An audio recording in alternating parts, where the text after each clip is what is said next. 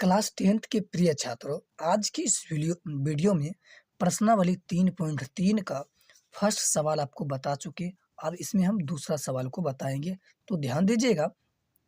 First question क्या है कि निम्नलिखित रैखिक समीकरण के समीकरण युग्मों को प्रतिस्थापन विधि से हल करें। तो कौन सा विधि बाबू? प्रतिस्थापन विधि से हल करना है। तो एक एक करके प्रतिस्थापन विधि को हल करेंगे, ध्यान से समझिए।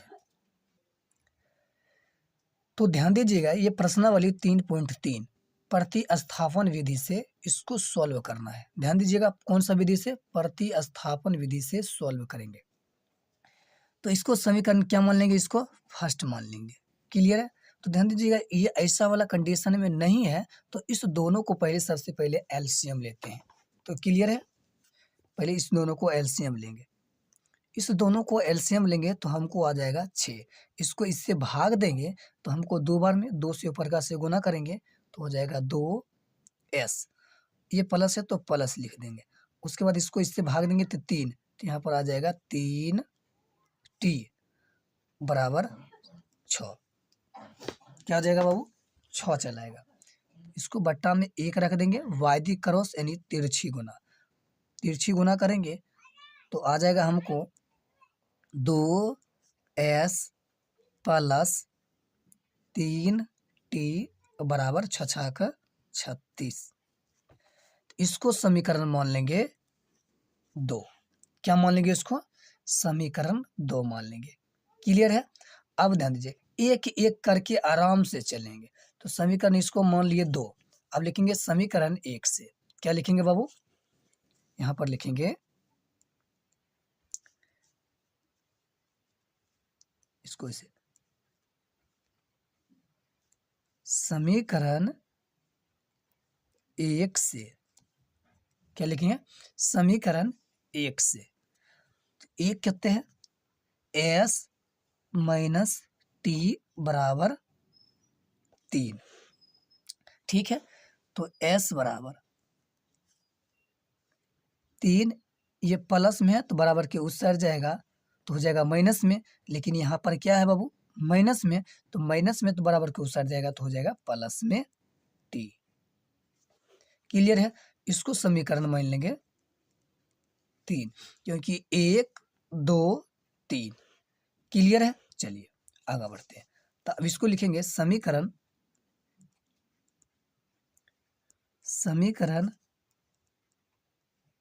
2 में s का मान रखने पर। ठीक है, तो अब इस जगह पर क्या करेंगे? s का मान रखेंगे। तो समीकरण पहले 2 कितना है? तो पहले समीकरण हम 2 रखेंगे। तो समीकरण हमको 2 है 2s प्लस 3t बराबर 36। क्लियर है? चलिए अब एक एक करके बताएंगे। ये 2 है तो 2 लिख दिए। s के जगह पर ये इसको लिखेंगे, यहाँ पर लिख लेते हैं। तो ध्यान दीजिएगा, यहाँ पर आ गया कितना बाबू? 3 प्लस ये t आ जाएगा। ये कितना है? t है। इसको ब्रैकेट में बंद कर देंगे। ये प्लस है तो प्लस लिख देंगे। उसके बाद 3t बराबर 36।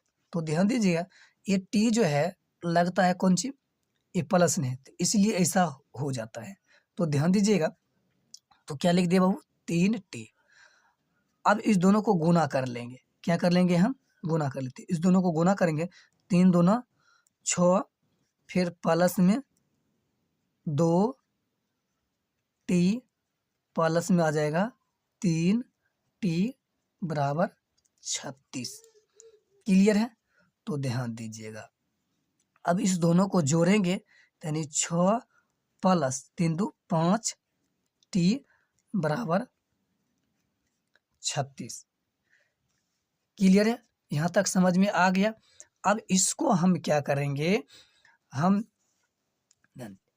अब इसको लिखेंगे 5t बराबर 36।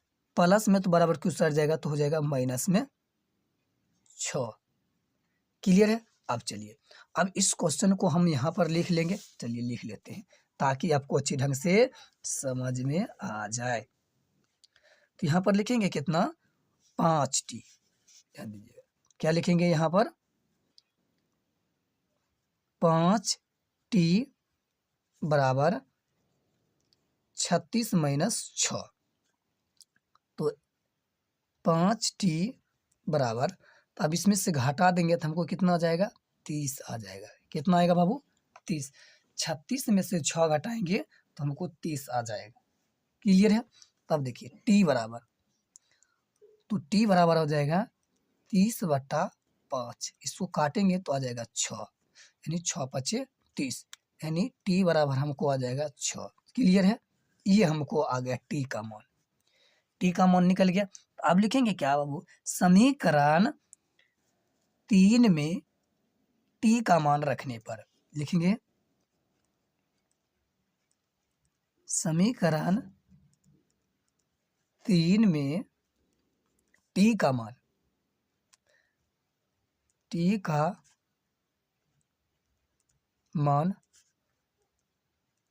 रखने पर। क्लियर है। तो अब समीकरण 3 करते हैं। तो समीकरण 3 है s बराबर 3 प्लस t। ठीक है। तो t का मान हमको 6 आया, तो s बराबर 3 प्लस 6। तो s बराबर, इस दोनों को जोड़ेंगे तो हो जाएगा 9। यही आंसर हो जाएगा। क्लियर है। कहने का तात्पर्य है कि t का मान हमको 6 निकला और s का मान हमको कितना आया, s का मान आ गया हमको 9। तो ध्यान दीजिएगा, ये दोनों चीज़ का मान निकल गया, यही आंसर हो गया। अगर आपको वीडियो अच्छी लगी तो लाइक और सब्सक्राइब दोस्तों के साथ शेयर जरूर करें। Thank you. मिलते हैं अगले वीडियो में। धन्यवाद।